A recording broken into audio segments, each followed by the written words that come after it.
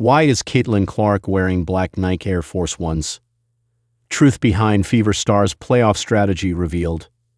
From being down in the dumps after losing Game 1 of the WNBA playoffs, to celebrating Caitlin Clark's shoes after winning the first best-of-3 series, there was a dramatic shift in momentum for the Fever. But wait, what's up with Caitlin Clark's shoes? Her pair of black Air Force Ones wasn't a symbolic gesture about the effort Indiana was going to put in, but rather a nod towards some superstitions and traditions that we aren't aware of. See, all the high-level athletes are extremely superstitious. After someone's playing at the highest level imaginable, luck and fate begin to play a much larger role than before. Everyone's skilled.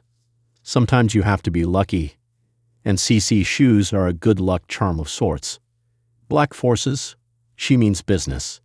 Indiana Fever forward Aliyah Boston said ahead of Game 2 in Indiana, signaling the turnaround of the series for the Fever. Could it be a mental block that the Fever is overcoming by following the shoe ritual? Or are the shoes a reflection of CC's, and by extension Indiana's, state of mind heading into the game? Remember what Boston said when she saw Clark's shoe wear choices? She's a threat. These refs better watch out.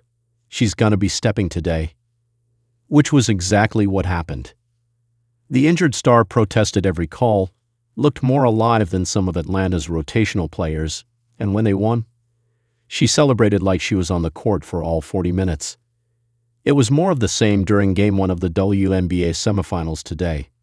Indiana, on the back of Caitlin Clark's lucky shoes, caught Las Vegas off guard, upsetting them by 16 points. Notably, the Fever superstar could be seen sitting courtside with her AFA ones on. But the win wasn't about that. Las Vegas as a team is a poor match for Indiana, and fans are only just beginning to realize that. But if we circle back to the shoes, there's a very important question we need to ask. Can Indiana's recent success be attributed to this new Caitlin Clark tradition? I think it's more a matter of distraction and confidence. CC isn't fit to play, sure, but the Fever guard still has a large impact on the team's outlook towards the games to come. If she draws their attention to silly superstitions and funny traditions, what ends up happening is that the players aren't as stressed anymore, leading to better performances. But no superstition could prepare us for the masterclass that Kelsey Mitchell and the Fever put on tonight to take Game 1 of the semifinals.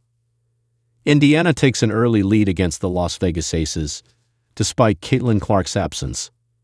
Just a few hours ago, the ESPN matchup predictor had given the Las Vegas Aces a 63% chance of victory for today, and let's be real, no one expected LV to lose at home. A'ja Wilson's dominance knew no bounds, even away from home. But in front of 10,000 Las Vegas fans, it was meant to be perfect. What they didn't account for, however, was a lucky pair of shoes and a competitive drive that beats out most other teams in the league. We've already talked about the shoes, but what about the competitive drive? Well, Kelsey Mitchell's 34 points were something out of a fairy tale. The Fever star went 4-6 from deep and collapsed Las Vegas' entire defense in one fell swoop. On top of that, Odyssey Sims and Natasha Howard played an excellent supplementary role in Indiana's victory. But we all knew that the Fever could score the ball at will. The real problem lay in defending A'ja Wilson. It's not easy guarding the MVP. At least, not unless your name is Aliyah Boston.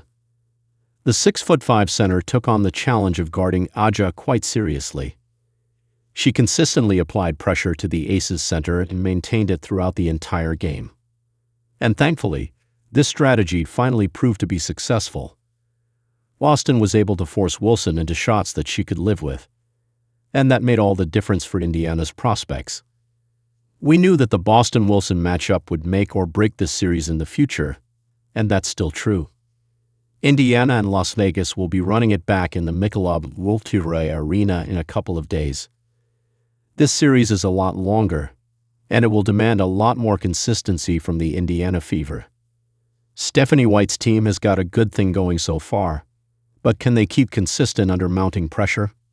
Only time will tell. Stay tuned for the latest updates.